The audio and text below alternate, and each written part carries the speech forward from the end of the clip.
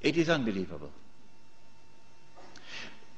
When the water in the Sea of Galilee is drying up, and the state of Israel has ruled the world for a day which is like a week, then in Sahih Muslim we are told, a Muslim ruler will die and there will be disagreement concerning succession.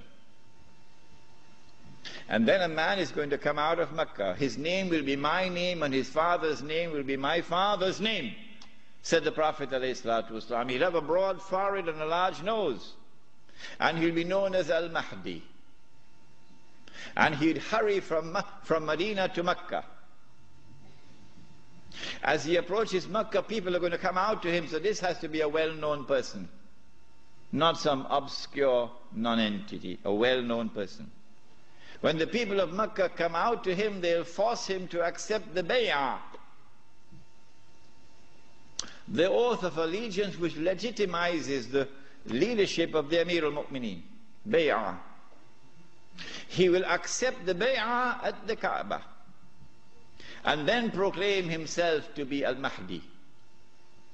It is only then that you would know that Al-Mahdi is here.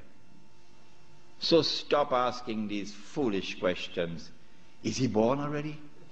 Is he in Lebanon? Or maybe in Indonesia? That's foolishness. Al-Mahdi cannot emerge until Israel has become the ruling state in the world. Al-Mahdi cannot emerge until Dajjal has completed his mission. Al-Mahdi cannot emerge until the state of Israel has ruled the world for a day which is like a week. Al-Mahdi cannot emerge until the water has dried in the Sea of Galilee. So stop these foolish questions. He proclaims himself to be the Mahdi. There are going to be eclipses of the sun and the moon that month. But there have been eclipses of the sun and the moon in the past. But after he proclaims himself Al-Mahdi, he's going to be attacked from an army, with an army from Sham. That army comes down to the south, and armies are under the control of governments. And when that army is between Medina and Mecca going down south, the earth is going to open and swallow that army. That is the sign of all signs. Beyond a shadow of a doubt, validating the claim of this man that he is the Mahdi. But Mecca has never been a Shia city. Never. And Mecca will not be a Shia city at that time. And Mecca will not come out to give allegiance to a Shia. And so you have to be living on the moon to believe that the Mahdi is going to be Shia. We do not say this to embarrass the Shia or to be uncharitable to them or to hurt their feelings in any way. This is just factual analysis. When the earth opens and swallows that army, then on that day, those from the world of the Shia who accept him as the Mahdi and follow him are our brothers in faith. And shoulder to shoulder we'll fight to liberate the Holy Land. But those from the Shia, and we anticipate that there will be those, who will now reject him as the Mahdi because he is not Shia. You're not our brothers in faith. And you will not fight with us shoulder to shoulder to liberate the Holy Land. When the army is swallowed, then the Mahdi is going to be attacked by another army, and this is now an army of the Quraysh, an army of the Kalb. And remember that armies are under the control of governments. The Mahdi will defeat this army, and when an army is defeated, that is the end of Saudi Arabia.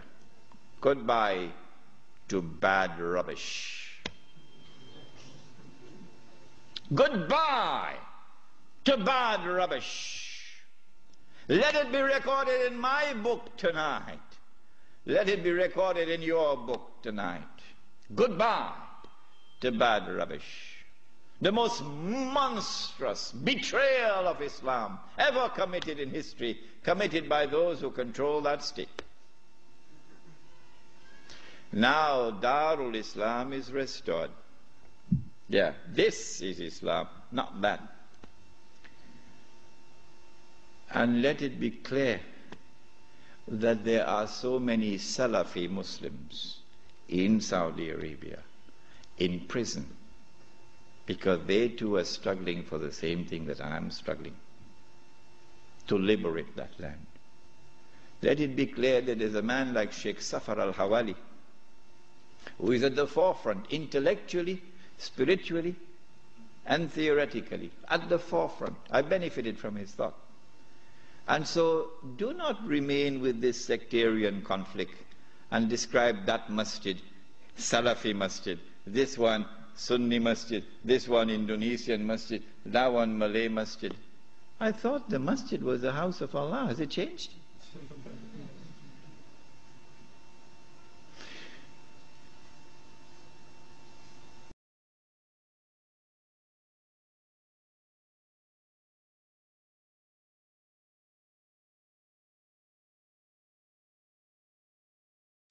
When the Sea of Galilee dries up, that is the time when Israel will no longer rule the world. I love this hadith. Guess why? Because George Bush could watch the Sea of Galilee going down. And Tony, what's his name? Yes. And Ariel, what's his name? Sharon. Yeah. And the Jews? They can watch the Sea of Galilee going down and drying up. And they can realize that the moment is coming. Ya Muslim, هذا يهودي ورائي فتعال فاقتل. That moment is approaching as the water is drying up. I love this hadith. Why is Iran's oil? This was last night's lecture. I explained this last night. That when Israel wages a big war, which is coming up, which is why Bush has to attack Iran, so that Israel can now wage the war and not appear to be an aggressor, which is why Abdullah of Jordan has his suitcases packed already. When Israel wages a big war, in order for her to become the ruling state in the world, she'll have to seize the oil. Saudi oil, Iraqi oil, Kuwaiti oil, etc. But I said, I don't think they'll touch the Iranian oil. Why? He asks. The answer is, without in any way being disrespectful to the Shia, without in any way being uncharitable to the Shia, no, that's not my method. Anyone who declares of Abu Bakr Siddiq radiallahu ta'ala anhu, he was a usurper, is misguided. And anyone who compounds that by declaring that Umar Farooq radiallahu ta'ala anhu was a usurper is doubly misguided.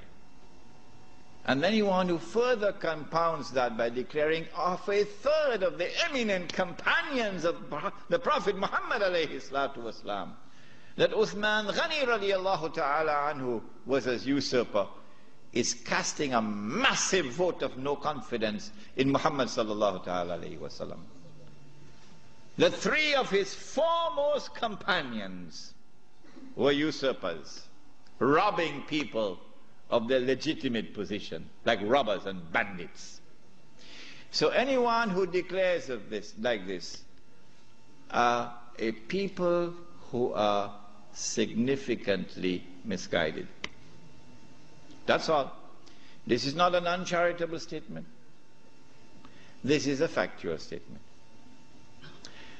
A less than valid, less than authentic expression of Islam will always be advantageous to Dajjal. Because if this less than authentic expression of Islam is the only Islam which can mount a successful Islamic revolution, the only one, then the Muslim masses around the world will eventually be told that is the valid Islam, because that's the only one which has succeeded in the world. So you should give up the authentic Islam that you have and adopt that less than authentic Islam. Why would Israel want to dismantle such a state?